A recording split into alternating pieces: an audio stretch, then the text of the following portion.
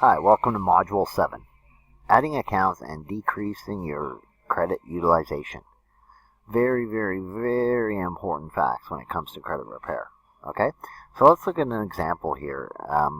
By the way, credit ratio accounts for 30% of your score. It's actually a little bit more than that, but let's say 30%. But here's why it's so important, okay? Now let's look at two different people. John Doe and Peter Smith. They have the exact same items on their credit report, except John has a credit card with a limit of $10,000 and on it owes $7,000. He has a great job making $125,000 a year and pays on time every month. Peter has the exact same items on his credit, but he has a credit card from the same company, but his limit is $1,000 because he is unemployed. He owes $100 on it and pays on time every month. Who has the better score?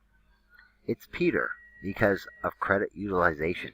He's only using 10% of his available credit, while John is using 70%. This is huge, huge when it comes to credit, okay? It's so important with your FICO score. It means so much. I can't stress it enough. It makes up 30% of your score, but in reality it can jump you from a 580 to a 680. Credit utilization components. The credit utilization category has 6 subcomponents. The amount of debt still owed to lenders, the amount of accounts with debt outstanding, the amount of debt owed on individual accounts, and the lack of a certain type of loan in some cases. The percentage of credit lines in use on revolving accounts like credit cards. The percentage of debt still owed on installment accounts like mortgages. It's a comparison of amount of debt to the credit limit that is crucial. Okay?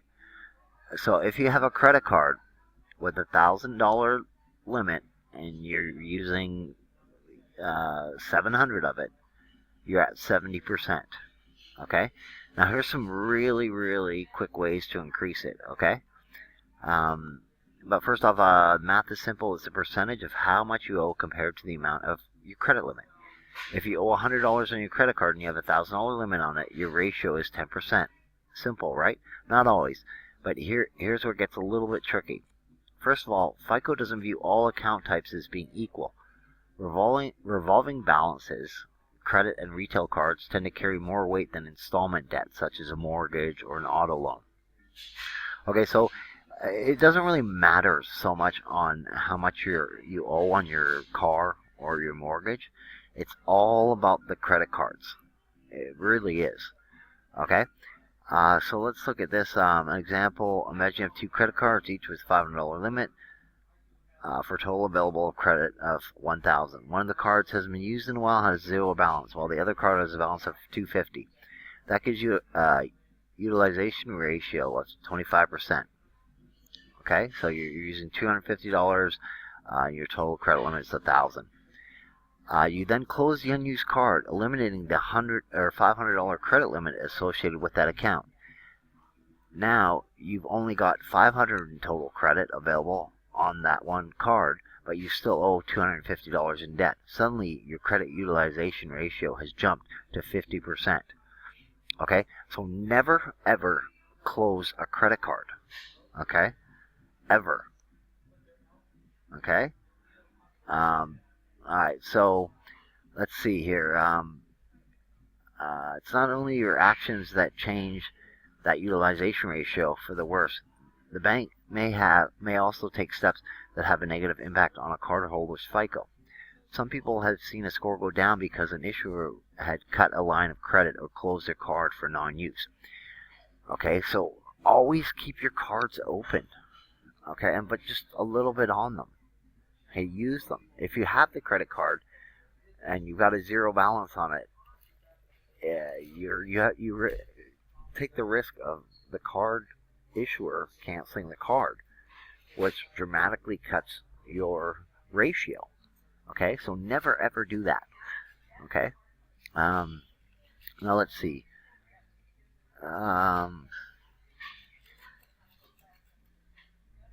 Okay, so if you max out a credit card account by using up the entire line of credit, expect your FICO score to drop by 10 to 45 points. Okay? Now, how to increase it? Okay? Well, let's talk about a home HELOC here for a second. A home HELOC loan, often called a HELOC, pronounced HELOC, is a loan in which the lender agrees to lend a maximum amount with an agreed period called a term, where there's collateral. The collateral is the house. Okay? The rates are extremely low. If you do have a home, the first thing you want to do is get a HELOC on it, because the house is the collateral. Okay, and you can get extremely low rates on a HELOC loan.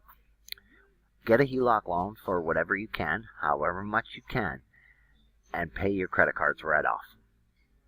Leave, $50 on the credit card. You'll be amazed at what your FICO will do. Your FICO will go through the roof, okay, if you do that. So if you have a house and you have any kind of collateral in it, get a HELOC loan. You can go to lendingtree.com and pay your cards off. Put them down to $50, okay? And you'll be amazed at what your credit will do.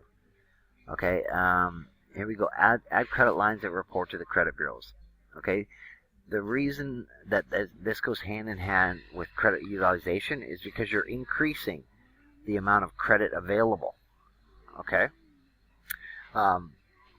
the first thing you want to do on all your credit cards is call to increase the credit line. Okay, try to get your credit line increased. Doesn't matter how much they increase it, it's going to increase your FICO score, no matter what, if you get an increase from the credit card company.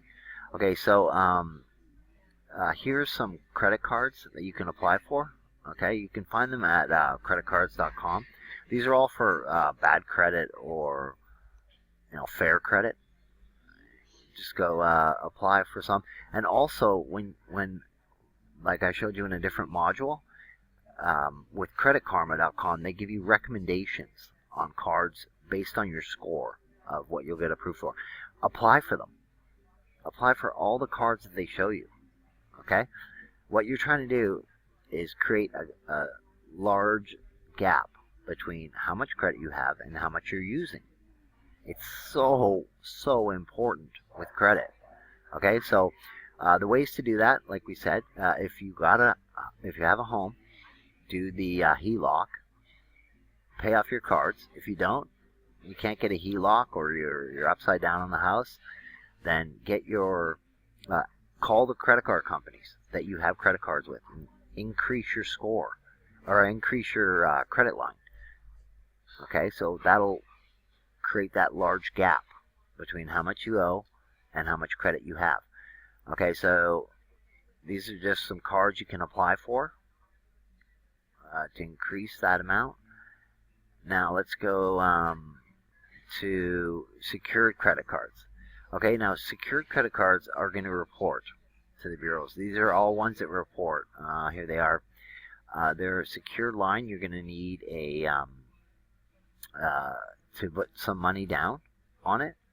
Okay, but all the ones that I've listed here report to the credit bureaus. Okay, so that's showing another line of credit for you. Okay, which is great. Okay, so you definitely want to do that. Okay, then a piggy bank account. I don't know if you've heard of a piggy bank account, but what it is say your parents or a spouse or a relative or somebody has an account. They've got, whatever amount of credit, and they're good at their credit utilization. Like let's say we'll use somebody's parents, for example. Somebody's parents have, $10,000 in credit cards, and they pay on time, and they keep their balance really low. If you get signed on as a user, as an authorized user, what will happen is it'll report on your credit, and you'll be able to, that amount of balance, even if they, you might want to make, tell your parents or whoever that you don't need a card. You don't need to have a credit card. You just need to borrow their credit, basically. Not that you can use it. You know, you don't have a card, you're not going to be able to use it, but, you know, it'll show up as you have $5,000 more in available credit. Okay? It's a great way to increase your credit. Okay, we do that all the time. Okay, so let's see. Adding your rent. Okay, you definitely want to add your rent to your credit. I've listed the companies. It's all TransUnion now has a rent history. Okay, it's a trade line. Here are the companies that will do it for you. Credit Karma, not the one that you're getting the or Rental Karma. I mean, not Credit Karma. Rent Reporters. I've got all the links here for you. So definitely add your credit. Or add your rent to your credit. Okay? And all your accounts in good standings. Okay? Now, you know from previous modules that there's different, you're going to have 3 reports, okay? So if you see an account that's only showing up on one report, but not on the others, and it's a good account, you want to add it to the other 2, okay? I've got the letter here to send. You can find that in Forms, but I've got it here. Just fill in the account number and the name and add any documentation that you have on that account with it, okay, that you're going to send in. Also include, have it notarized. You're going to send it registered mail, and I want you to include your identification form, okay, that form we talked about in a previous module, okay, and make sure that you send it registered mail, okay. So with those, what we're trying to do here in this module is increase the amount of credit that you have compared to the amount of credit that you use. And you're going to add your good credit that's on all your, add it to all your reports. And that's it. Go to Module 8